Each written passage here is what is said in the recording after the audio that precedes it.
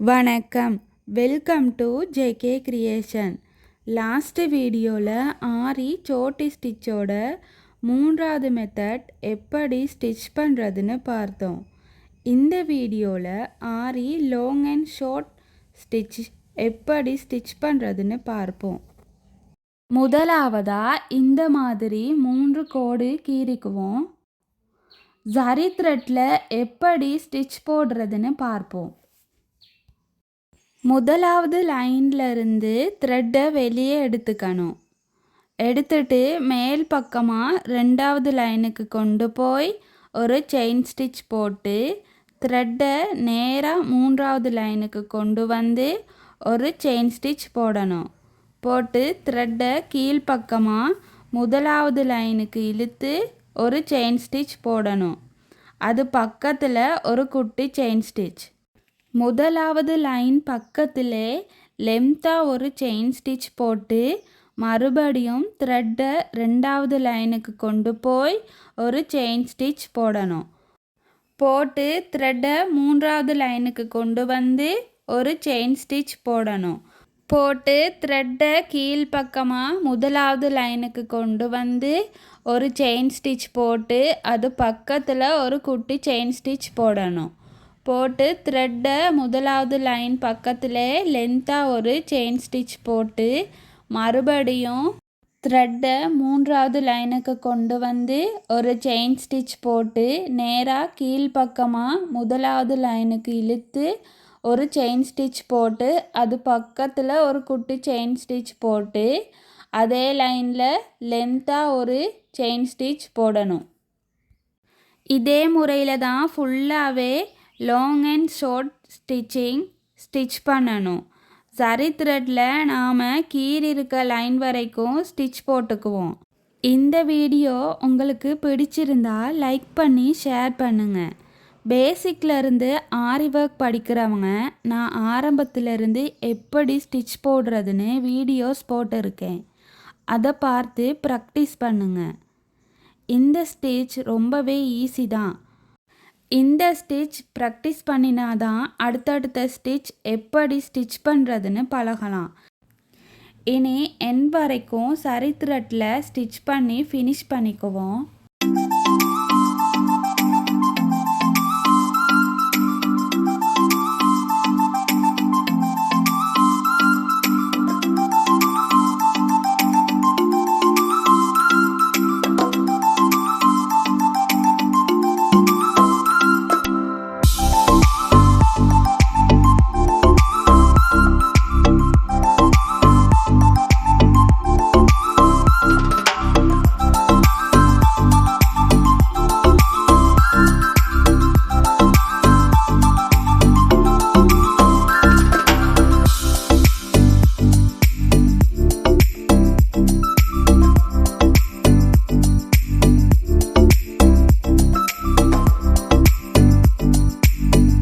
End வரைக்கும் வந்துட்டோம். இனி எண்ட் நாட் போட்டு ஃபினிஷ் பண்ணிவிட்டு அடுத்து சில்க் த்ரெட்டில் எப்படி ஸ்டிச் பண்ணலான்னு பார்ப்போம்.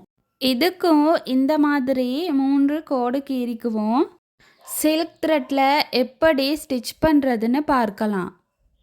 முதலாவது லைன்லேருந்து த்ரெட்டை மேல் பக்கமாக ரெண்டாவது லைனுக்கு ஒரு செயின் ஸ்டிச் போடணும்.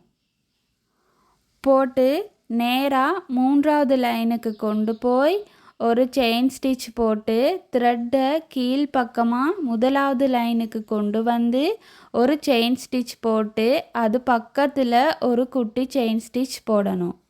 முதலாவது லைன் பக்கத்திலே லென்த்தாக ஒரு செயின் ஸ்டிச் போடணும். போட்டு மறுபடியும் த்ரெட்டை ரெண்டாவது லைனுக்கு கொண்டு போய் ஒரு செயின் ஸ்டிச் போடணும்.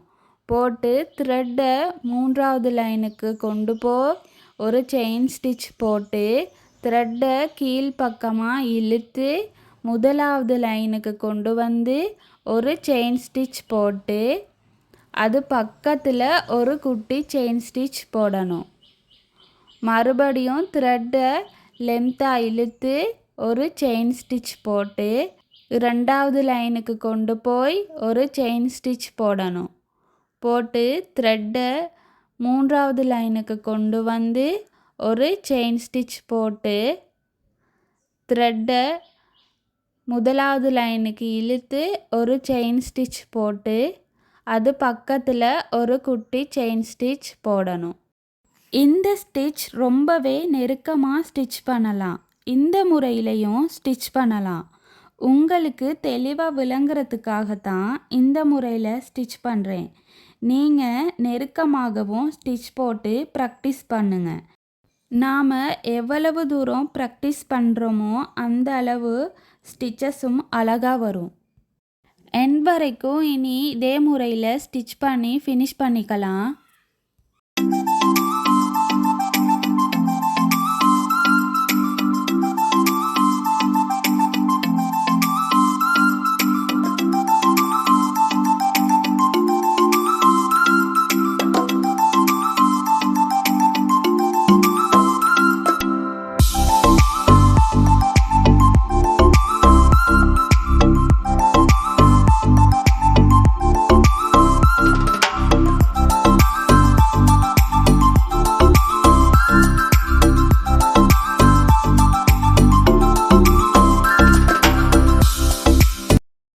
எண்ட் வரைக்கும் ஸ்டிச் பண்ணி ஃபினிஷ் பண்ணிட்டோம். அடுத்த வீடியோவில் ஆரி லாங் அண்ட் ஷார்ட் ஸ்டிச்சில் ஃபில்லிங் மெத்தட் எப்படி ஸ்டிச் பண்ணுறதுன்னு பார்க்கலாம். மறந்துடாமல் சப்ஸ்கிரைப் பண்ணி பெல் ஐக்கானையும் கிளிக் பண்ணுங்கள். அப்போ தான் அடுத்தடுத்த வீடியோக்கள் வரும். தேங்க்யூ.